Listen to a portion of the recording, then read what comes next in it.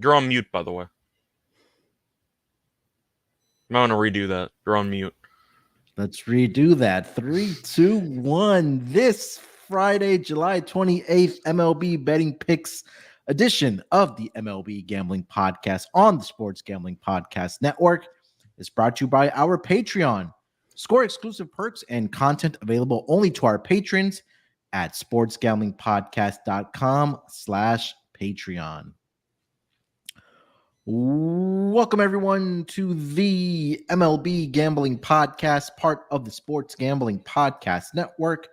It is Thursday evening, here to break down our MLB betting picks for the Friday schedule on the Diamond. And joining me to help me break it all down, I got my guys here with me. D-Rock is here with us. D-Rock, what's going on, my man? How you feeling today? Oh, I'm feeling hot. It's hot over here in New Jersey right now. I think it's around mid-90s. But other than that, good to see Shohei finally pitched a complete game today. So nice of them to get the win. I'm curious to see if he ends up with the Cy Young too, but that's going to be a different conversation because right now he's like minus 1100 for MVP. But also joining us, I got my guy here, Scott, with me. Scott, how you feeling, brother? Hey, doing pretty well. I know besides the complete game, Ohtani homered in game 2, so he's keeping himself busy. But I don't think he's going to win the Cy, for the record. I think he'll get MVP, obviously, but for Cy, then again, the last 3 starts he had before this one weren't great, so I do think his numbers aren't going to be dominant enough. Of course, when you add it with the hitting, it's one of the best seasons of all time, but for pitching alone, he's probably not going to win the Cy, but he could probably not play another game for the rest of the season, and he'd still win MVP. It's over. I mean, I don't know what more you want to. What you like? Do you need any more proof that he's MVP? You could have just given it to him already. No, I mean, I just gave it to him at the beginning of the season. But Angels last night came out and said they're not trading him and trying to make a playoff push, and they go out and trade for Lucas Giolito. So we'll see if they can make a little playoff push here. I think that last time I checked, they were 4 games back of a wild card spot in the American League, and they should be getting Trout back soon. So we'll see what kind of transpires with the Angels. Full schedule of games, I should say, for the Thursday card, gentlemen. Let's just dive right into it and get out these picks to our listeners. First game on the board tomorrow is the Detroit Tigers coming off of the doubleheader on Thursday. They're headed to Florida to take on the Miami Marlins. I'm seeing Reese Olson is going to get the start here for the Detroit Tigers, and Braxton Garrett is going to get the start here for the Miami Marlins. Looking at the lines for this game, as I refresh my page here, I am seeing the Marlins are a minus 150 home favorite, plus 130 on the money line for the Tigers. Total is set at 7.5 with a little bit of vig on the over at minus 120. Run line for the Marlins is minus 1.5 plus 140 and plus 1.5 minus 165. For the Tigers, D-Rock, kick us off, my man. Yeah, I'll start off with a nice plus price. I'm going to take the fish on the run line plus 140. Tigers, like you mentioned, they're going to be dead. They're going to be playing. They have this doubleheader today. Then they have to travel to Miami. So I just think this is a bad spot for the Tigers tomorrow. Miami, they're great at home this season. I think they haven't been doing well coming out of the All-Star break, and I think this is a good series for them to kind of get back on track and, make another push for the playoffs. I know Garrett hasn't had his best stuff at home this season, but the Marlins have won his last 6 starts at home, and now they get to face Reese Olson, who, in my opinion, is just a complete fade. So I'm not going to overthink this one. I think the fish do win big here. If you don't want to take the run line, I do see minus 148 out there on the money line. That's not a bad price. I made the Marlins a minus 175 favorite, so I'm going to take them on the run line plus 140. I love the price. Scott, what do you got? Yeah, for me, I'm going to go with the Marlins as well, but I'll go with the money line to play it safe. Detroit is, I'm assuming, going to get swept in this doubleheader. They're down 5-0 right now in the second game, but you're looking at the Tigers. They can't hit. It's not really a secret at this point. I do think that it's worth mentioning Detroit is bottom 10 against lefties in the league in OPS, so they're not good against lefties either. I'm aware Garrett has not been good lately, but once again, Miami has done well in his starts regardless, especially at home. Olsen's not great, but it's mostly going to come down to the actual lineups here. I have more faith in Miami's lineup than I do Detroit's, and Detroit did a decent job in game 1 saving a lot of the bullpen because they let their main gas can long reliever get torched for about 5 innings. But I do think, once again, looking at game 2, Manning has not pitched well either, so I'm not sure how much longer he's going to go. The point is Detroit might have to actually use a couple of relievers in this game, and I am wondering how many guys they're going to have left in the pen for this game, not to mention the travel and the bad spot there. Miami on a day off in comparison, by the way. It's not even just the fact Detroit's playing 2 games. It's the fact Miami's playing none. So Miami's going to have a fully rested bullpen. Detroit's going to have to use a lot of guys with travel involved. I'm taking Miami money line. I would consider the run line, but I really don't like Miami's current form. So I'll play it safe and take the money line instead. Yeah, I mean, not much more for me to add here. You guys nailed everything. That's the scheduling spot here for the Tigers, and how Tigers have not been doing well against left-handed pitching, well below league average in most of the offensive statistical categories, at least over the last 2 weeks. And we'll go back even further over the last month as well. So Marlins team right here for the first game on Thursday. All right, next game on the board, we have the New York Yankees. They are headed to Baltimore to take on the Orioles. Garrett Cole gets to start here for the New York Yankees, and Grayson Rodriguez gets to start here for the Baltimore Orioles. Looking at the lines for this game, I'm currently seeing the Yankees are a slight favorite here of -125. Orioles are +105 on the money line. Total is set at 8.5. Run line -1.5 +130 for the Yankees, and +1.5 -150 for the Baltimore Orioles. Scott, your Yankees getting it done here, or do we think the Orioles stay hot? I think the Orioles, of course, are currently a team in much better form than the Yankees, but I do think, even though I have been roasting the Yankees for a while, this line does seem too cheap. I'm going to go with Garrett Cole here. Simply put, I don't think Grayson Rodriguez is that great. I know that he's a young prospect and he's going to have a bright future, but as of right now, he's had a pretty mediocre at best season. And his last start against Tampa, he was pretty good, 5 2/3, 2 runs. We also know that Tampa's fallen off a cliff offensively, so not exactly a great, I should say, as great of a showing as they might suggest on paper because of how bad Tampa's been in the month of July. I forgot what they are exactly. What are they, like 5-15 in July or something? It's really bad for the Rays. But the point is, Grayson Rodriguez has not been great this year.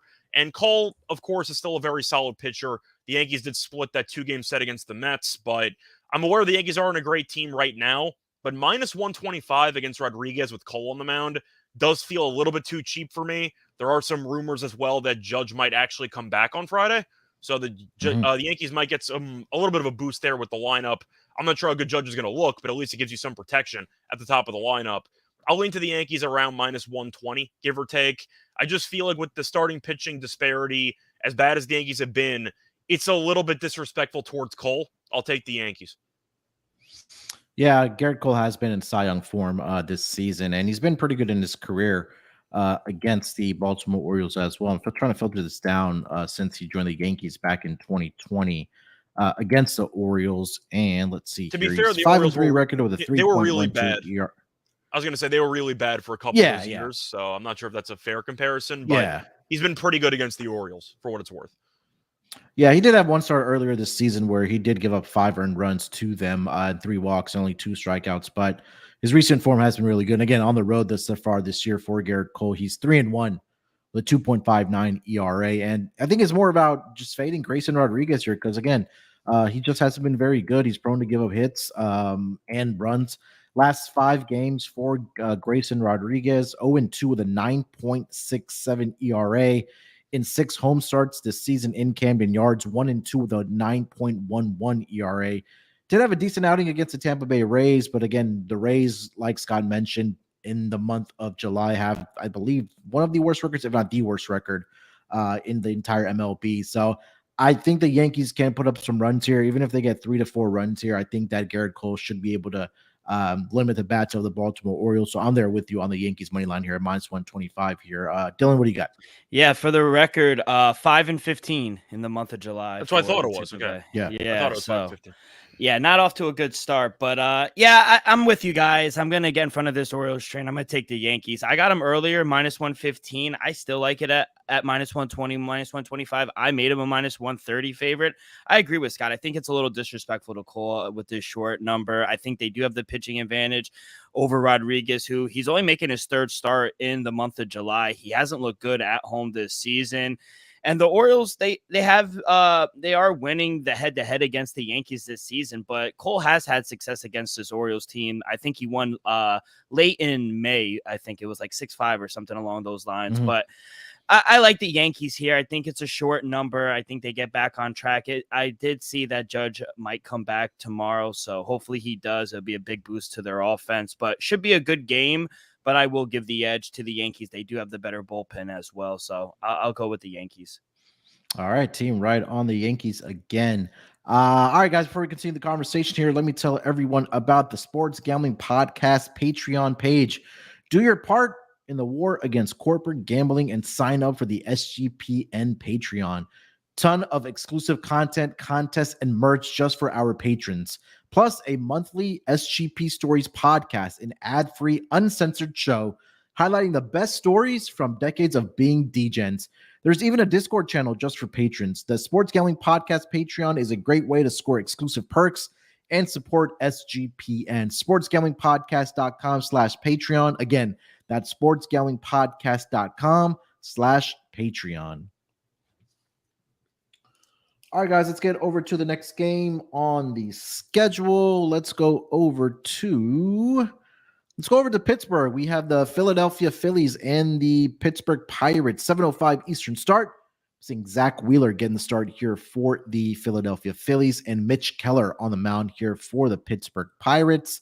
Looking at the lines for this game, the Phillies are a -165 road favorite here, +140 on the money line for the Pittsburgh Pirates. Total set at 8.5 with a little bit of juice towards the under at -115. Run line -1.5 +105 for the Philadelphia Phillies and +1.5 -125 for the Pittsburgh Pirates. Start here with Zach Wheeler, 6-5 on the season with a 3.88 ERA. Over his last 5 starts, he's only recorded one decision, which has been a loss. A 4.75 ERA. He's been decent on the road this season for the Phillies with a 5-3 record with a 3.72 ERA.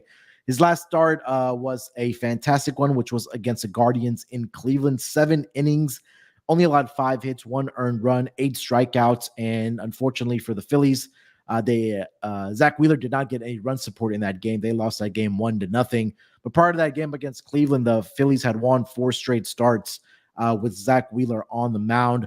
On the other side, it's been a complete opposite story for Mitch Keller. He got off to a great start during the season, but his last 5 games have been atrocious. 0-3 with a 7.13 ERA. He's allowed 19 earned runs in 24 innings pitched.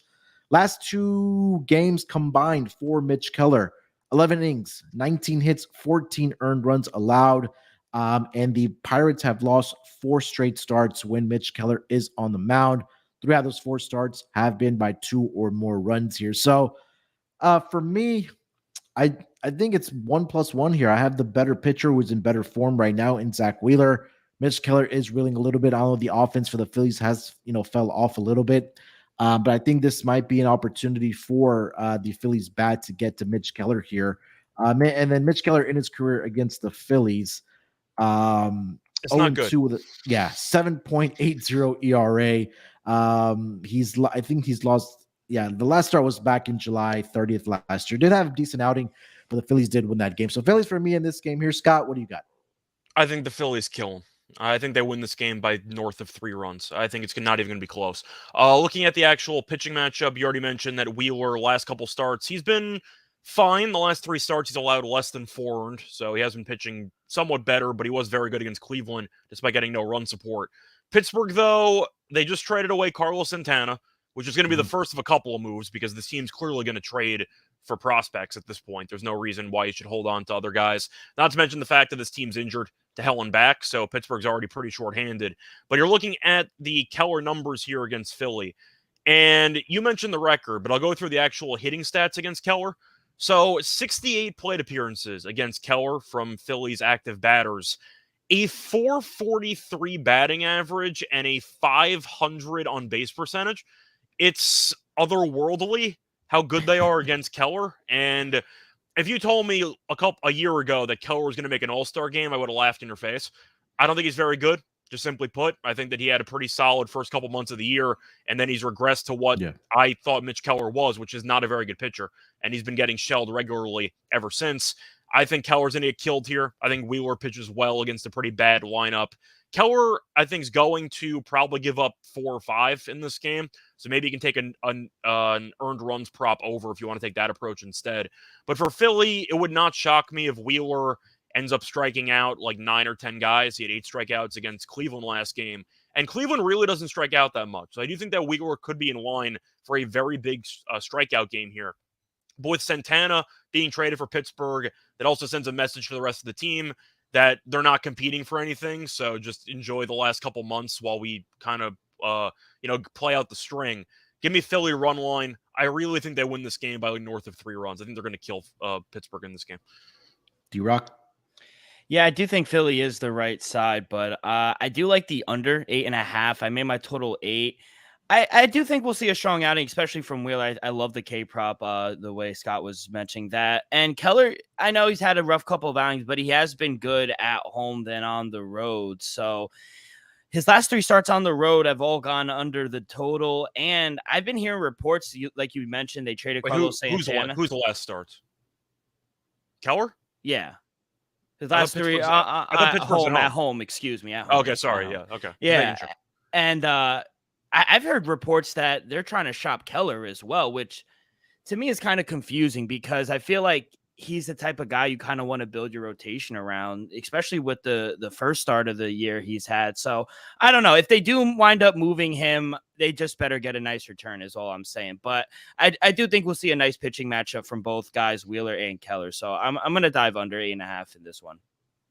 All right. Next game on the board. Let's go over to the north side. Let's go over across the board to Toronto. The LA Angels are headed to Toronto to take on the Blue Jays. I'm seeing newly acquired pitcher Lucas Giolito is going to get the start here for the Angels, and Kevin Gausman on the mound here for the Toronto Blue Jays. Looking at the lines for this game, I'm currently seeing the Blue Jays are a minus 225 home favorite, plus 190 on the money line for the LA Angels. Total set at 8.5. Run line minus 1.5 even money for the Blue Jays, and plus 1.5 minus 120 for the Angels. D-Rock, what do we got for this game? Yeah, another under for me, under 8.5 minus 102. I made my total 8. Real quick, I actually like the move for the Angels to pick up Lucas Giolito. I think they need another starter, maybe another arm or 2 in the bullpen as well, but I think it is a good start for them. As for the game, I think we'll see a good pitching matchup here between Giolito and Gausman. Surprisingly enough, the Blue Jays with their lineup, they've been an under team this season at home, 27-17 toward the under at home. And let's not forget, like we mentioned earlier, Angels playing a doubleheader today. And then they have to travel to north of the border to Toronto, and they have to get Gausman, who he's been great at home this season. So bats may look a little sluggish on both sides, I think, especially with the Angels. So I think we'll see a 4-3, 4-2 type of game. So I'm going to go under here as well. Pat, what do you got? I think this price is insane. I'm going to take the Angels. I have no idea why Toronto's minus 220. That doesn't make any sense. I get that it's a bad scheduling spot. I'm aware of that, but still, 220 is insane. Because even though Gausman's been very good at home this season, Toronto doesn't really win many of his starts. In fact, Toronto's 0-4 in his last 4 outings, and he's been decent or good in 3 of them. And you're looking at Giolito. He wasn't really getting much run support when he was with the White Sox. Not a shock there.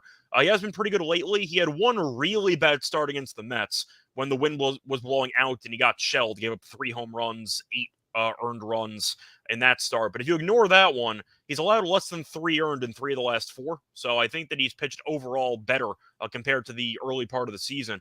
But you're looking at, once again, the Toronto numbers with Gausman, or I should say record with Gausman, really not that great for a pitcher who's been this good this season. And Gausman has been solid at home, 2.58 ERA. But 220 with the Blue Jays, we all can't stand this team because they're a psycho team. I'll take the Angels at around like 2-1. That price is insane. I think Toronto should be favored, but I would probably have it at like minus 170, minus 180. 220. I'll pass. I'll take the Angels. Yeah, I think there's a lot of value here on the Angels. I know, like we mentioned, they're in Detroit with a doubleheader. Look like they're going to sweep that doubleheader, but I think now maybe I think that the Angels know that, hey, okay, now it's time for us to go out and accumulate as many wins as we can and try to get a playoff spot because, the front office already came out and said, hey, we're not trading Ohtani. Hopefully get Trout back sooner rather than later, but the bats are hot right now for the Angels over the last several weeks. I know Giolito doesn't have the greatest numbers against the Angels. Against the Blue Jays. He did have one start. Yeah, and he had a start against the Toronto Blue Jays back on July 4th. 6 innings, he only allowed 2 earned runs to the Blue Jays. And the White Sox did lose that game 4-3 again because no run support for Lucas Giolito. But the first thing, when I saw this line, exactly what Scott said, the price is just outrageous, especially for an Angels team that's coming in hot. And again, Toronto's offense, it's a lot of times it's hit or miss. Sometimes they go out and put out 6+ runs, or they're going to either put up 0 or 1 or 2 runs. And like Scott mentioned with Kevin Gausman, they haven't been able to give him that run support. Last 4 straight starts that the Toronto Blue Jays have lost, in 2 of those 4 starts, they got shut out. In a game against Detroit, they weren't able to score any runs, and against the Giants as well. So, didn't they get no hit in that game? Yeah, that was a no-hitter. Manning no-hitter game. Yeah. Yeah. It was. So I think the value here is on the Angels here. If you want to play the run line for the Angels at +1.5, -120, that might be worth a look as well. But I like the Angels on this price that we're getting against Kevin Gausman. All right, guys, next game on the board, we have a battle of 2 AL Central teams. The Cleveland Guardians, they are in Chicago to take on the White Sox. I don't see pitchers listed for this game or lines up for this game. Do either of you see anything different?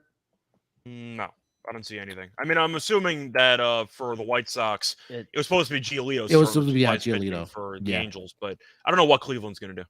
I think it's going to be Syndergaard, and I think it's going to be that I don't know how to pronounce his name. It's Toussaint.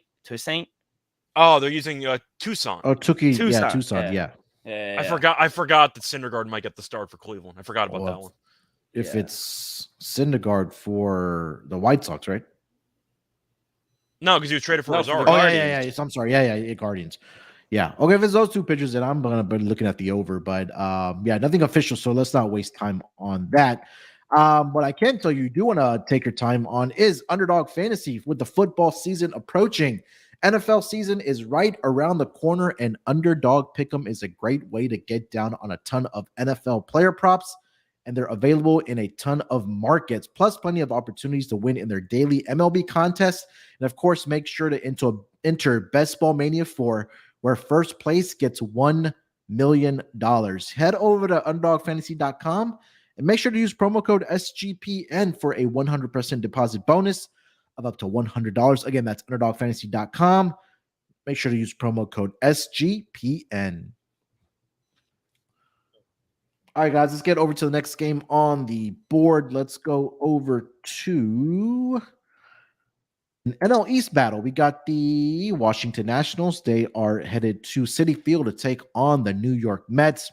7:10 Eastern start. I'm seeing Mackenzie Gore is going to get the start here for the Washington Nationals, and Max Scherzer is getting the start here for the New York Mets. Looking at the lines for this game, the Mets are a -180 home favorite, +155 on the money line for the Washington Nationals. Total set at 8.5. Run line -1.5, +115 for the New York Mets, +1.5, -135 here for the New York Mets. Start here with Mackenzie Gore on the mound for the Nationals. Thus far this season, he has a record of, let's see here. My page is refreshing. 6-7 with a 4.37 ERA. Over his last 5 games, Mackenzie Gore is 3-0, but he does have a 5.75 ERA in that span. Coming off a solid starting against the San Francisco Giants, 5 shutout innings where he allowed 4 hits. Prior to that, against the Cubbies, he gave up 5 earned runs. Fortunately for him, the offense was able to carry the Nationals in that game. They got the 7-5 victory, but prior to that, he only lasted 1 1/3 inning. I don't know if he came out with an injury in that game against the Reds, but he got blasted against the Phillies back on July 1st. He allowed, 7 earned runs in 2 2/3 innings pitched against the Phillies. On the other side, like I mentioned, Max Scherzer, possibly his last start for the Mets if they are able to find a trade partner for him. But 8-4 on the season with a 4.20 ERA. His last 5 games, 1-2 with a 4.80 ERA. He's been pretty good in his career against the Washington Nationals, and I'm trying to filter this down since he joined the Mets or even over the past several seasons. But in his career overall, in 7 appearances, 4-0 with a 3.72 ERA. And since the 2022 season, going back to last year, Max Scherzer 3-0 with a 2.78 ERA, 22 strikeouts in 4 appearances against the Nationals. And in those 4 starts, the Mets are 3-1 on the run line, -1.5. I'm going to make this pick, and I'm going to see Dylan's reaction, but I'm going to go with the Mets on the run line here, -1.5, and he's immediately shaking his head. I think the one thing that will concern me about the Mets against left-handed pitching, they are in the bottom of the league in most of those statistical categories. But again, we talked about Kodai Senga. We talked about Max Scherzer. They've been pretty good at Citi Field thus far this year. If he was on the road, this might be a different story. But at Citi Field, I think Max Scherzer has been comfortable. So I will go with the Mets run line here, -1.5 here, D-Rock. Good luck. I like the over. I got an 8. I also kind of like the dog, to be honest. I think they're live +165, +155, whatever you could get. I only made the Mets a -120 favorite. As for the total, I made it a solid 9, so 8.5 I see out now. I still like it over. Don't look now, but the Mets could take another step further to get to last place after this series. I really think they'll end up in last place, to be honest, the way they're playing. Nationals, they've been swinging the bat well. They've gone over this number in 4 of their last 5 games. They're averaging about 6.5 runs per game in their last 5. Yes, you're right. Scherzer has been better at Citi Field, but he's just too inconsistent. Whenever the Mets have been doing good, or he'll fuck us up. He'll just always do it for us. So I could easily see him getting rocked tomorrow. I think he's checked out, to be honest. As for the trade, I don't know, just because of the contract, him and Verlander. I don't know if they're going to, even if they could find a suitor, I don't know if they're going to get anything worthwhile in return. So I think we see a shootout. I've checked out. I really don't care who wins this game, to be honest, but I do think we'll see runs. So give me the over here. Scott? Yeah, I'm really on the fence both ways because of the fact that Scherzer has been really good at home and really bad on the road. I said the same thing about Verlander a couple of episodes ago, except Verlander hasn't been this bad on the road. So the splits are even more jarring. I think I'm blindly going to lean to Nationals +1.5 because I do think that, once again, I don't trust the Mets to win by margin, and they might not bat in the 9th inning as the home team. So that's always a nice piece of insurance. Not to mention the Mets bullpen, which could always play a factor for negative reasons if the Nationals are able to score a couple late. But I do think for this matchup, I am going to lean to the first 5 under if I had to pick. Gore's been pretty good against the Mets so far this season. 10 innings pitched, 1 run allowed, and Scherzer at home once again has been really good. It's really tricky to find value on this matchup because I'm not sure if I trust Gore, and Scherzer once again has been really good at home. But if I had to pick a side, I'd probably pick Nationals because I do think that this line feels a little bit too high. I'll play it safe, though. I'll go with the +1.5 and hope the Mets are up 1 and don't have to bat in the 9th inning. All right, next game on the board, a 7:20 Eastern start. We got the Milwaukee Brewers. They are headed to Hotlanta to take on the Braves. I'm seeing Adrian Hauser is going to get the start here for the Brewers, and Chirinos is going to get the start here for the Atlanta Braves. Looking at the lines for this game, the Braves are a -190 home favorite, +160 on the money line for the Brewers. Total is set at 10 with a little bit of vig towards the under at -115. Run line -1.5 even money for the Braves, and +1.5 -120 for the Milwaukee Brewers. Dylan, what do we got? Yeah, another total for me. I'll take the under 10 at -115. Number just seems a little high in my opinion. I made my total 9.4. So we just saw Adrian Hauser go against this Braves team in his last start, and he pitched pretty well in my opinion. The game went way under the total.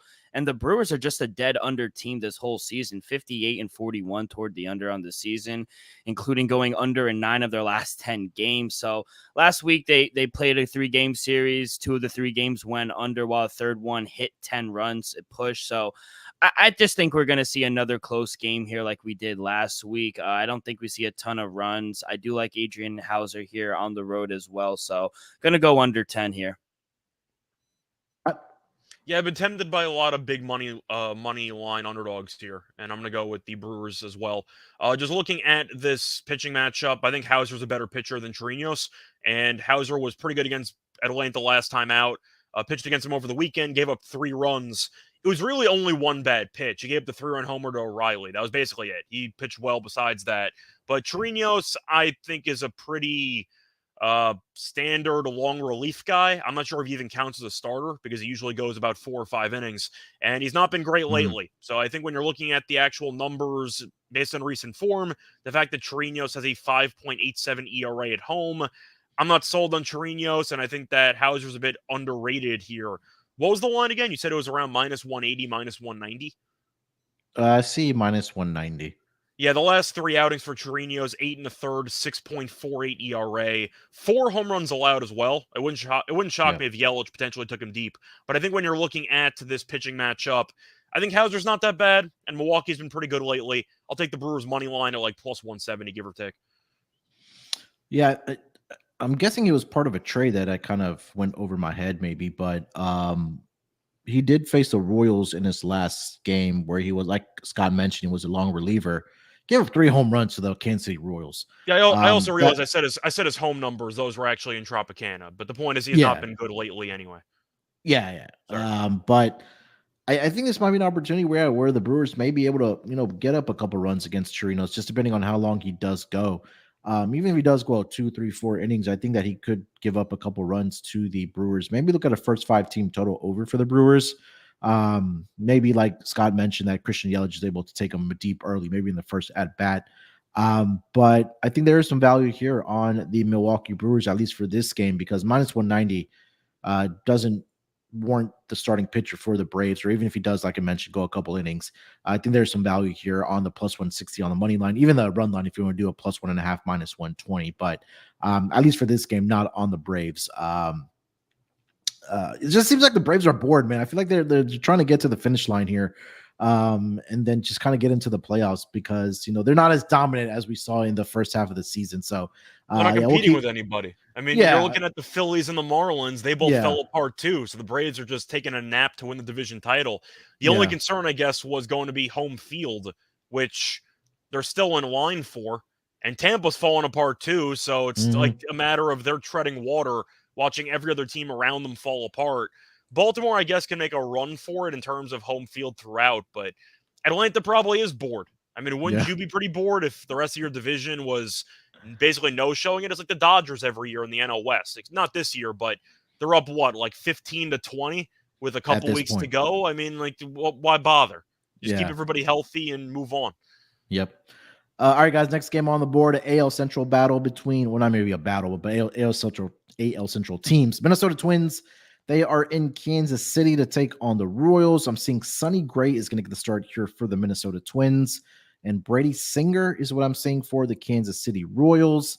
For this game, I'm seeing lines of -170 for the Minnesota Twins and +145 on the money line for the home underdog, the Kansas City Royals. Total set at 9 with the vig towards the over at -120.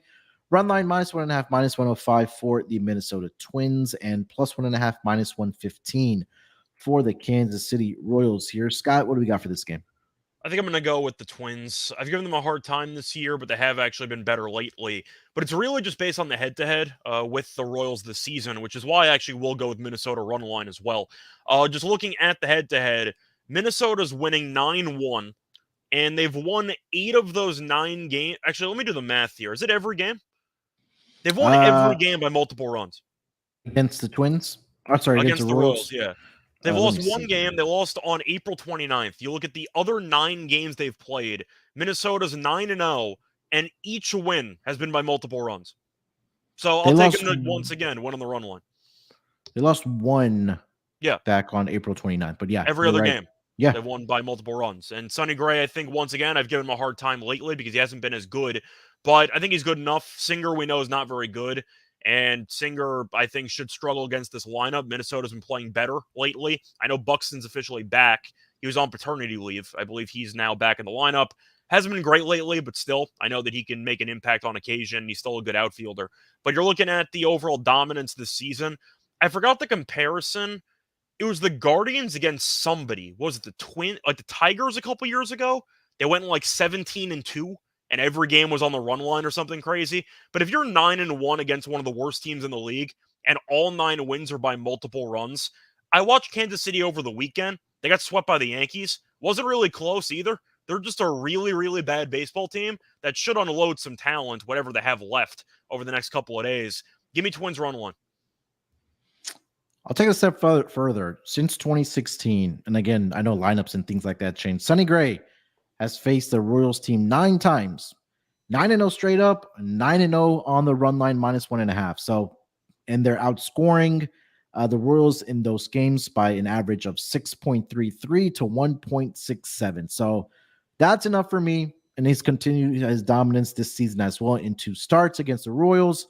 11 innings pitched, 1 earned run allowed, and he's only allowed 8 hits in those 11 innings pitched and 8 strikeouts. So not much more for me to add. Scott pretty much wrapped it up there. D-Rock, anything different?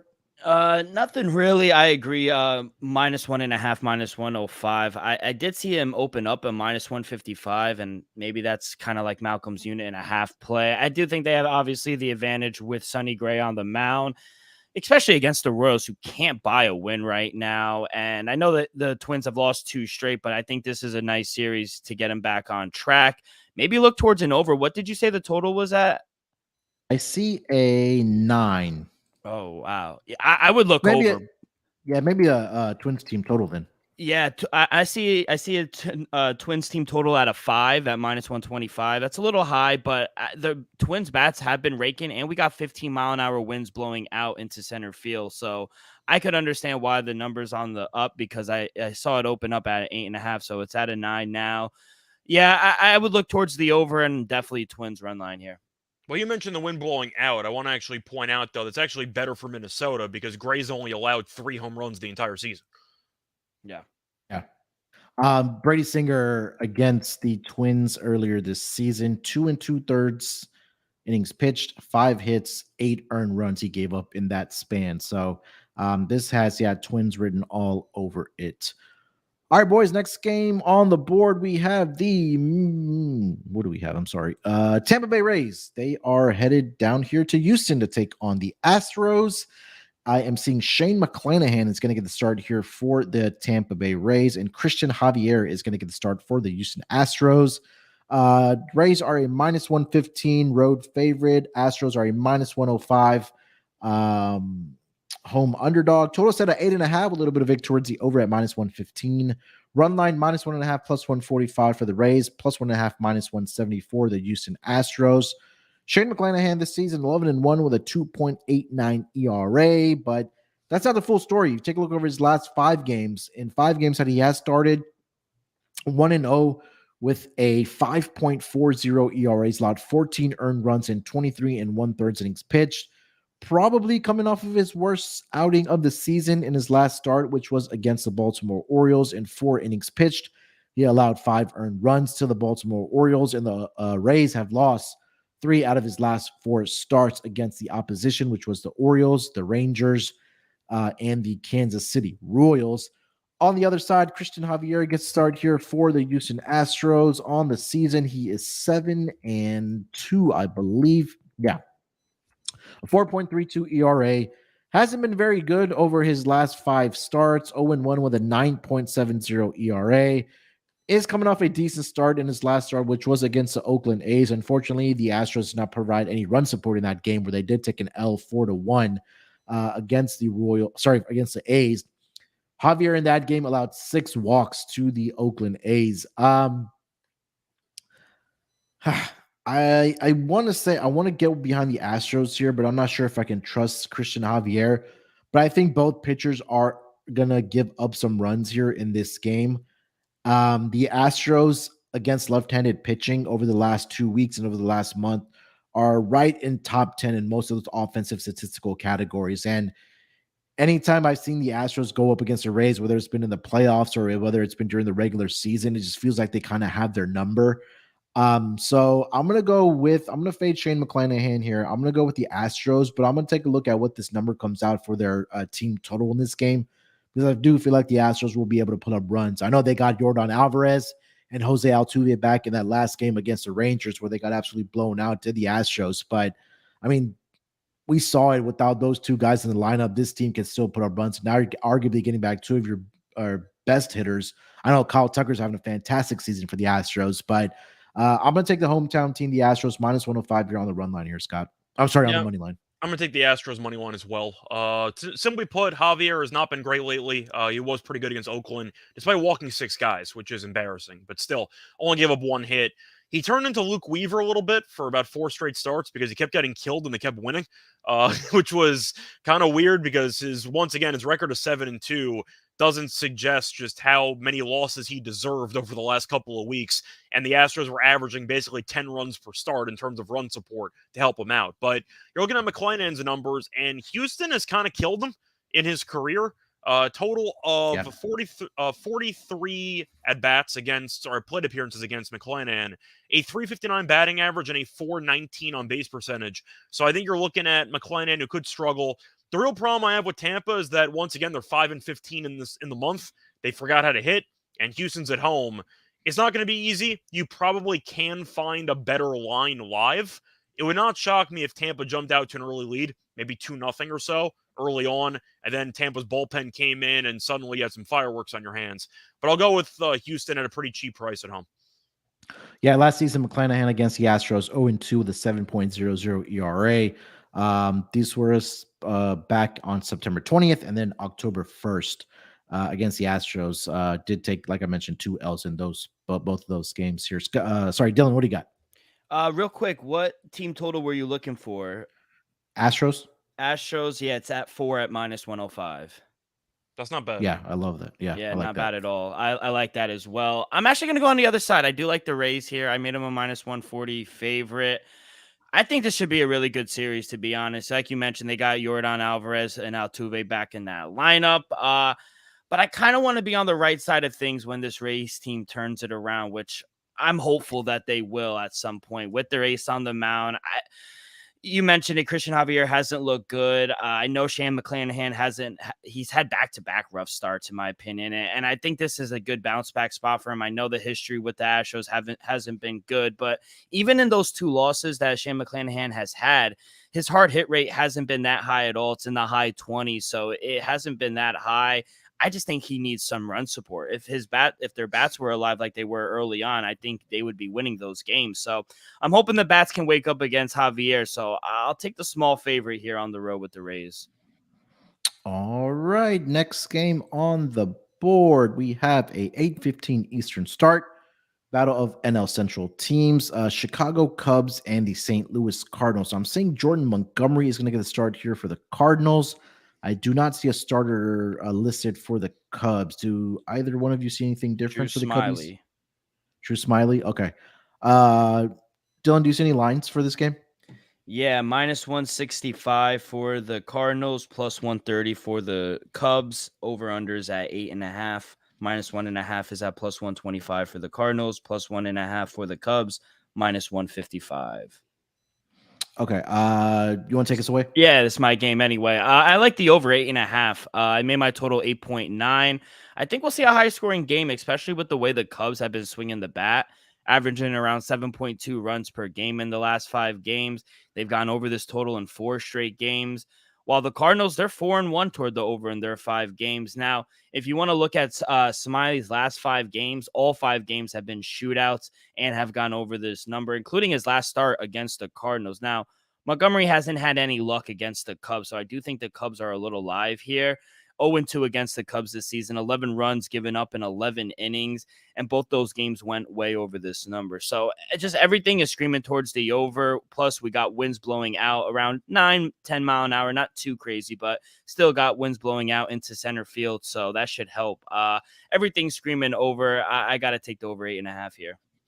I mean, you mentioned if it is Smiley for the Chicago Cubs, a minimum of 9 runs have been scored in his last 5 starts, and for those 5 starts, we've seen at least double-digit runs combined in those games as well. He's allowed at least 4 earned runs in 3 straight games. And like you mentioned, D-Rock, in his last start against the Cardinals, he allowed 4 earned runs in 3 2/3 innings pitched. So looking at a Cardinals team total over, I think Jordan Montgomery can go along well here, but I 100% agree about. What'd you say what the total was? 9?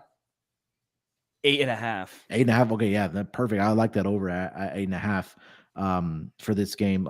Scott, anything?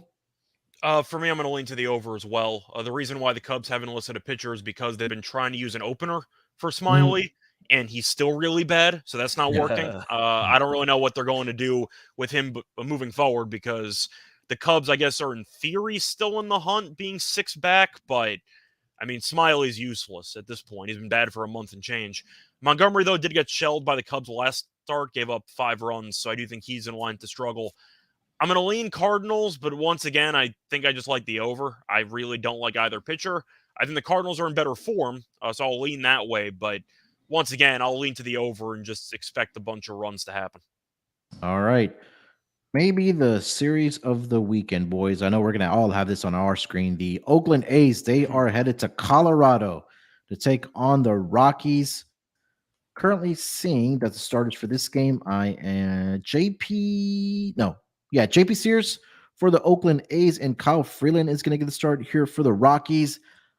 I do not see lines for this game. D-Rock, can you help me out if you see anything? Yeah, -120 for the Athletics, +100 for the Rockies. Over-unders at 11, -1.5 for the A's, +125, +1.5, -155. Wait, Scott. Oakland's favored in a baseball game? Yeah. On the road in Colorado. On the road. I'm taking the Rockies. Yeah. That's all I need to say. At this point, with both teams being so bad, if you want to give me a home team, Oakland's actually favored in a baseball game. They're 28-76. I'll take the Rockies. Are we in? I'll take the Rockies. And it's not like a -105. It's -120. Like, that's crazy to me. I'll take the Rockies. I did not have anything for this game. D-Rock, anything to add? I mean, do we really have to say much? I made the Rockies a -165 favorite. So 165. You had a massive difference. Massive. So I lean over play as well. Play of the year. Yeah. Play of the year, max bet of the year. Exactly. Kyle Freeland and the Rockies, they've won 6 of his last 10 starts at home, including his last 2 starts. Yeah, I'm not, especially against better offenses like the Angels and Dodgers. I think the wrong team is favored. I don't know why they're the favorite, but yeah, I'll take the even money with the Rockies. Yeah, I'm not going to argue that. All right, guys, next game on the board. Let's go over to Arizona. We got the Seattle Mariners. They are traveling down to Arizona to take on the struggling Diamondbacks. Logan Gilbert gets to start here for the Seattle Mariners, and Tommy Henry gets to start here for the Arizona Diamondbacks. Looking at the lines for this game, the Mariners are a -135 road favorite here, +115 on the money line for the Arizona Diamondbacks. Total set at 9 with a little bit of juice towards the over at -115. Run line -1.5, +120 for the Mariners, and +1.5, -140 for the Arizona Diamondbacks. Logan Gilbert has been really good actually on the road this season for the Seattle Mariners. He possesses I think it was 6-1 with a 3.26 ERA in 11 starts on the road against NL West teams. 2-0 with a 0.56 ERA. He's allowed 1 earned run in 16 innings pitched against the NL West this season. The Seattle Mariners have won 4 straight starts when Logan Gilbert has gotten the start. His last start, he did struggle a little bit against the Toronto Blue Jays, but fortunately for him, the offense put up 9 runs and they were able to edge out the Blue Jays in a 9-8 victory. On the other side, Tommy Henry, left-handed pitcher for the Arizona Diamondbacks. He is 5-3 with a 4.01 ERA. At home in Chase Field, just in 7 starts, 1-1 with a 3.00 ERA. He's been pretty good over his last 5 games. 2-2 record, but he does have a 2.67 ERA. His last start was against the Cincinnati Reds, where he allowed 4 earned runs in 4 1/3 innings pitched. Hasn't made it past the 5th, or hasn't made it to the 5th inning, I should say, in each of his last 2 starts. The Diamondbacks have lost 3 straight starts with Tommy Henry on the mound. This kind of came down to me that number one, Gilbert has been great on the road, but I think even if the Diamondbacks do get out to a lead here, can you really trust this bullpen? Because we've seen throughout the season, especially post All-Star break, that they've given up the lead. We saw it against the Cardinals in that series. I'm going to go with the Mariners here on the money line, -135 behind Logan Gilbert here, Scott. I'm going to agree with you. Simply put, I don't think Arizona is going to make the playoffs. They are a classic first half or first couple months Cinderella story team that is suffering the effects of an 162 game season because they are regressing back to what they probably should have been all year long, which is a team that's going to finish around 500. That's just how I see this team being. They can't close games out. They have completely just fallen apart in every aspect. And the home series against the Cardinals was a great example of that because the bullpen was brutal in that series. I'm going to take the Marlins. I think that when the Mariners, I think when you're looking at this pitching matchup, Henry's been fine, but I think Gilbert's the much better pitcher just by comparison. Yeah. And I do think that Seattle's bullpen isn't great, but it's better than Arizona's. I tweeted out a couple months ago. I'm trying to pull it up, but I did tweet that Arizona is going to miss the playoffs because of how bad the bullpen is. I think when they were in first place in that division. So that so far seems like it's going to happen. They're currently half a game out of the playoffs, but I want nothing to do with Arizona. They've been really bad. I tweeted out in May. I said May 24th, the Diamondbacks bullpen is going to cost them a playoff spot, and they went from first place to out of a playoff spot. So I don't trust them to hold on to leads. Give me Seattle. D-Rock. Yeah, I agree with you guys. I do like the Mariners here on the road. I also lean under 9. I only made the Mariners a minus 140 favorite. I made the total 8.6. So I agree. Tommy Henry isn't as good as Logan Gilbert, but he hasn't been that bad. He just hasn't gotten the run support. I think his hard hit rate has been down at home this season. Like you mentioned, Munaf, Logan Gilbert has been better on the road than at home this season. His last 2 starts on the road went under this number. So I think we'll see a nice pitching matchup. Hopefully the bullpen doesn't cost us. Seattle does have a top 5 bullpen. I just don't trust Arizona's bullpen at all. So I'm going to hold my breath and take the under here. All right, next game on the board, the Texas Rangers, they are headed to San Diego to take on the Padres.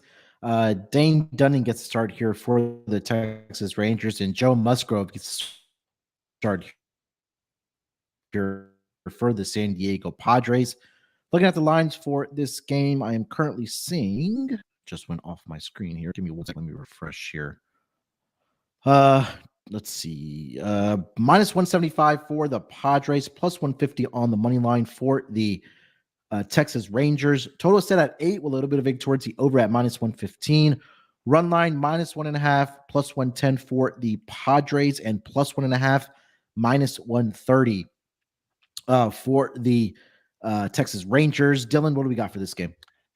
Yeah, another game where I just don't understand the odds. I mean, I agree the Padres should be the favorite at home, but minus 175 against one of the best teams in the league is a little egregious in my opinion. I only made the Padres a minus 135 favorite. First off, the Padres are a 500 club at home. They've lost 3 of their last 4 games to the Tigers and Pirates.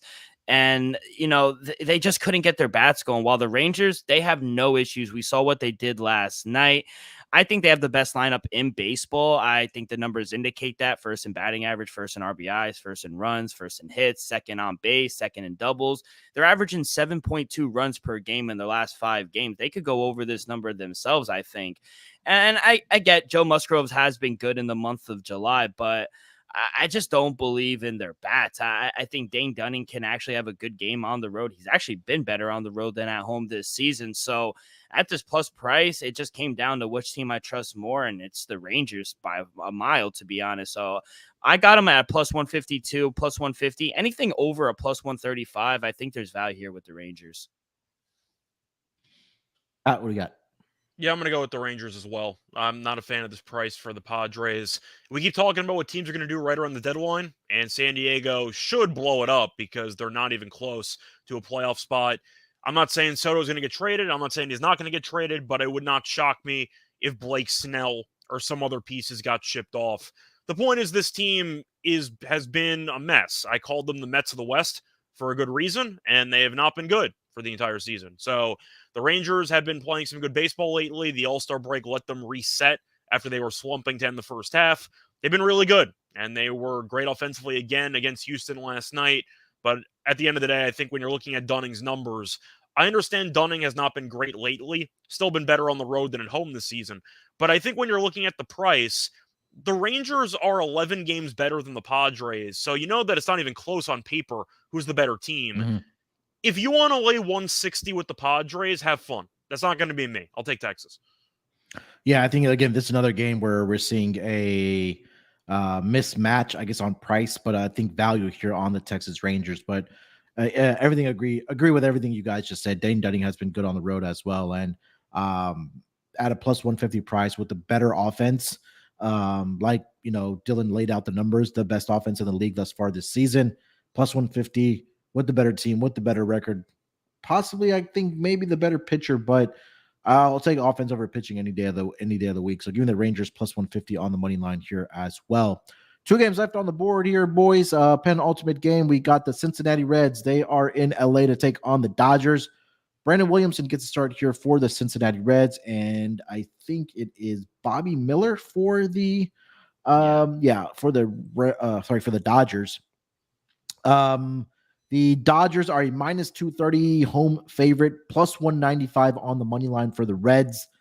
Total is set at 9.5 with a little bit of vig towards the over at minus 115.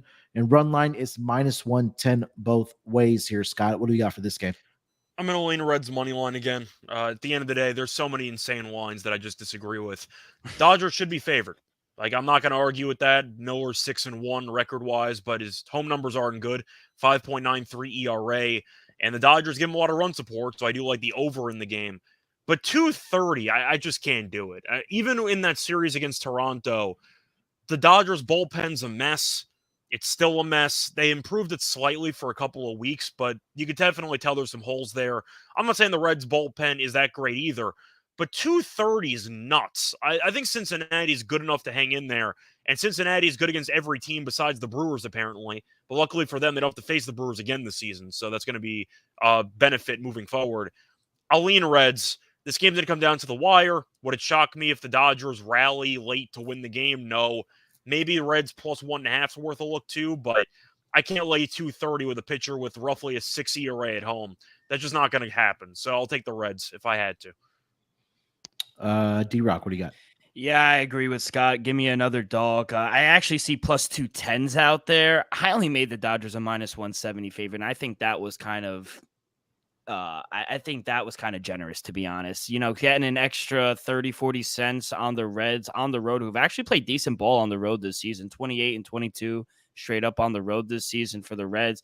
And I would argue they're playing better baseball than the Dodgers right now. I agree with the over. I do think that we'll see a lot of runs here, but I'm just not a big Bobby Miller fan. He gives up a lot of hard contact at home, and I think the Reds could hang around in this game. So plus 210, you're getting plus 103 on plus 1.5 with the Reds too on the run line. I think that's worth a look. So I'll take a flyer with the Reds as well.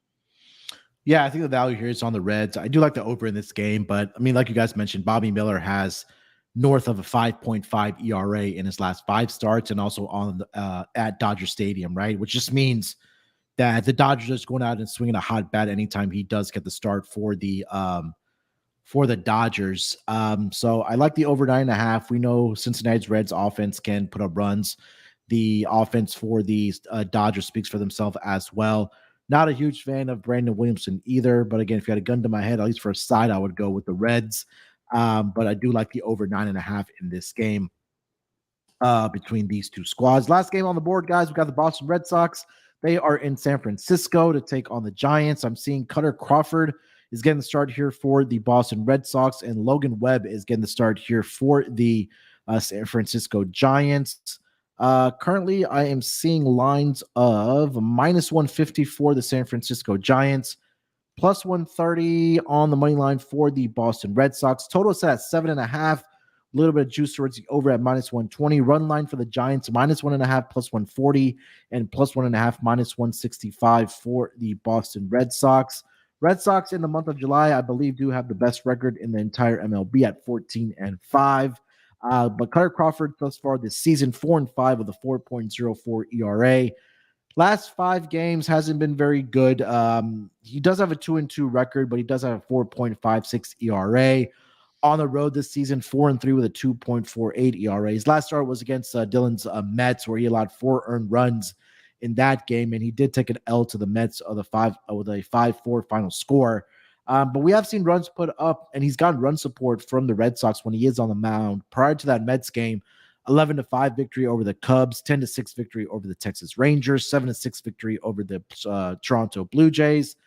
Logan Webb is at home, and a lot of times when I do see Webb at home, that usually means I automatically want to bet him at home, especially.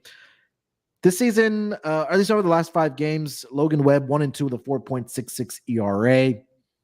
The Giants have lost 3 of his last 5 starts, 2 of which were on the road. His last start was probably his worst outing of the season, where he allowed 6 earned runs to the Washington Nationals in Nationals Park. Just lasted 1 1/3 inning there. At home this season, he is 4-3 with a 2.02 ERA, 14 earned runs allowed, only in 62 1/3 innings pitched. I'm gonna go with the Red Sox here. I think this offense has started has been consistently putting up runs here.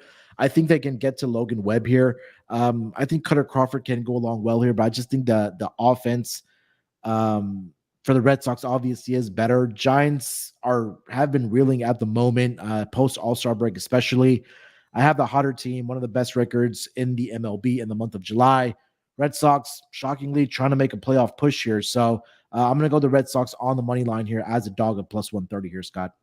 Yeah, once again, I'll go with the dog. I know that Logan Webb at home has been worthy of being a massive favorite. I understand the argument, once again, that you're looking at a pretty underwhelming pitcher with Cutter Crawford. But at the end of the day, Logan Webb also wasn't very good last start. In fact, the Nationals destroyed him. He pitched less than 2 innings, and he gave up 6 runs, I believe. So I understand, once again, the Giants being favored. They should be favored. 150, though, for a team that's been playing some bad baseball for the last week and change. Their only 2 wins in the past week were against Oakland, and that's not really worth much.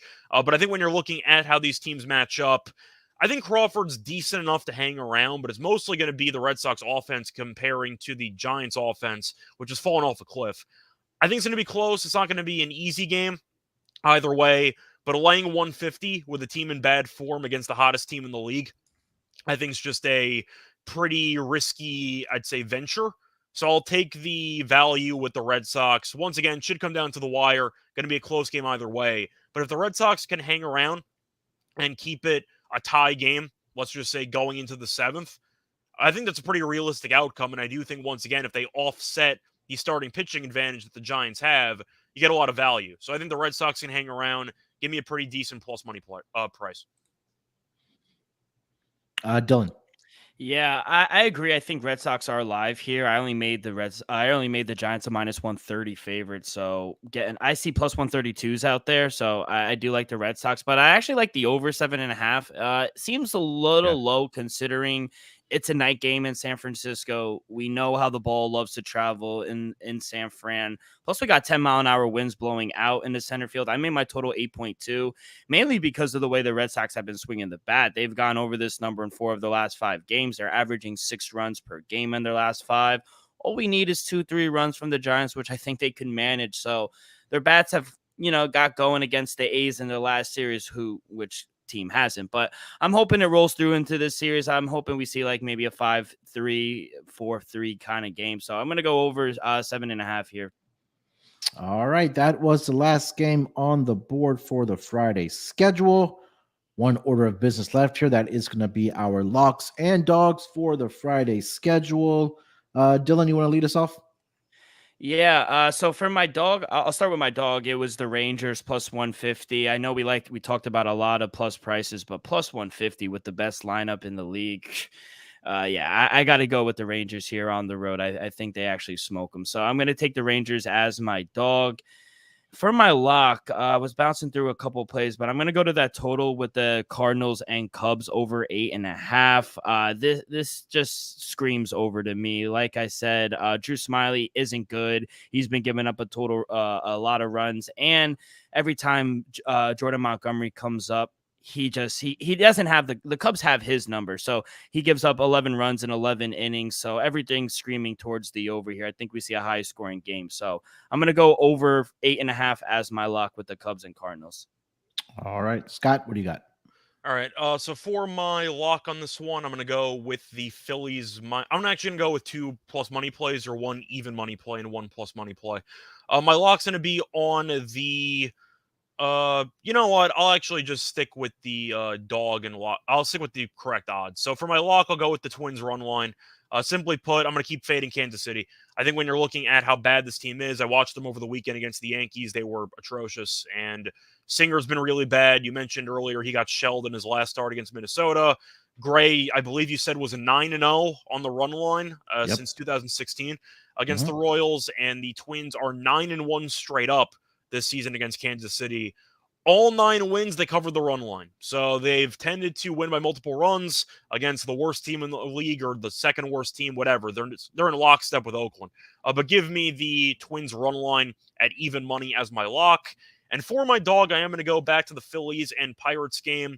Give me the Phillies -1.5 at +105. I'll put my money where my mouth is. I think Wheeler's going to pitch well. The Pirates have officially started the waving of the flag process by trading away Carlos Santana. But Keller's been brutal ever since the All-Star break, and I do think he's in line to get shelled here. Philly has not been good lately, but facing off against Pittsburgh might help, and I do think that Wheeler, after pitching really well against the Guardians last time out, should pitch well once again. Give me the Phillies to win by at least 2 runs at +105. All right. Love those 2 picks. I am in lockstep with you on the Twins. -1.5, -105 for everything that you just mentioned. Not going to regurgitate it.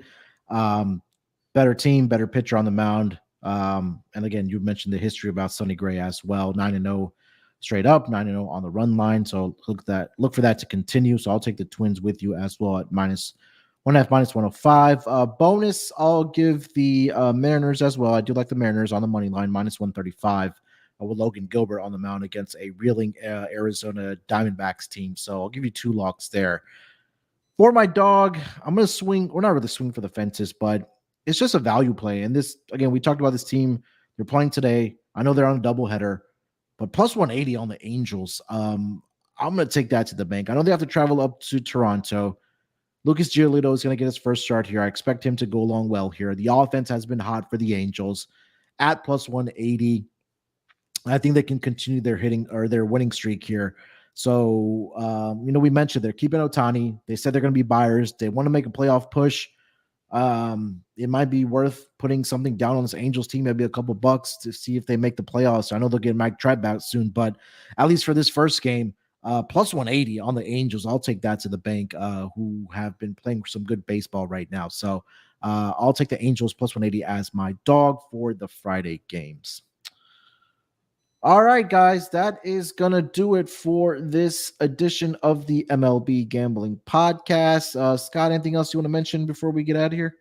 Not really. A lot of games, a lot of plus money plays that I like, so hopefully those end up cashing. But it seems like we all expect a decent dog night, or maybe just the odds seem very off. But I usually lean to favorites, but on the overall glimpse at the card, I thought a lot of the odds were just ridiculous. That's kind of my final takeaway.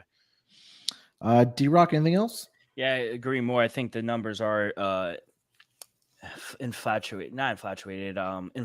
So I agree. Got some baseball tonight.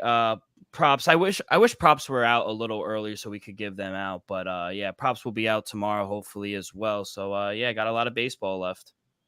Yeah, a lot of baseball left. Slots still to be determined in some of these divisions. Appreciate everybody in the chat as usual that joins us live. You guys make the show go by, or keep it entertaining, I should say, for sure. A lot of engagement there. TV, DBJ, Kaysen, Dylan, the usual suspects. Captain Saino is not here right now, but he's always in the chat with us as well. So appreciate all you guys joining us daily. Again, if you haven't already subscribed to the MLB Gambling Podcast YouTube channel, please go ahead and do so. And if you haven't left us a rating and review wherever you do listen to your podcast, whether it's Apple, Spotify, wherever that might be, please do us a favor. Leave us a rating and review. Definitely do appreciate it. It helps us grow the show. Make sure to follow Scott on Twitter at Reichel Radio. You can follow Dylan on Twitter at Rock with 2 Ks, ROCKK24. Follow me on Twitter at SportsNerd824. But more importantly, follow us on Twitter at MLB SGPN. And we're also on Instagram as well, is the MLB Gambling Podcast. Just look up MLB Gambling Podcast and you'll see us. Give us a follow on Instagram as well if you are there. We'll be back tomorrow for our Lock, Dog, and Total episode. Maybe catch up on some more futures, or we'll have something to talk about. But good luck with your bets. Let's break these books off and let it ride.